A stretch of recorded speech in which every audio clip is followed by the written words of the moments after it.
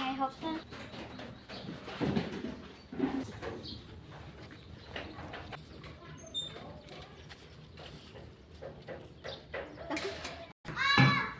Arin ơi Arin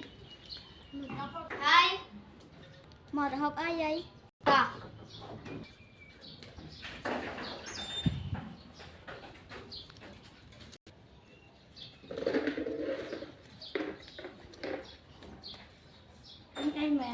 tiếng Anh mẹ ồn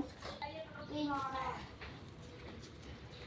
ui làm cái sao mắt ơi nè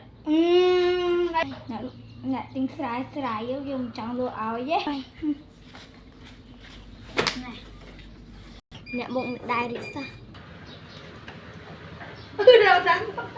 nè lụa cắt đôi môi tao ơi à bay mà hai mẹ tật tình kia thay đai bạn nụ thay nè nghe à lưới kia mà bạch cho tiết đi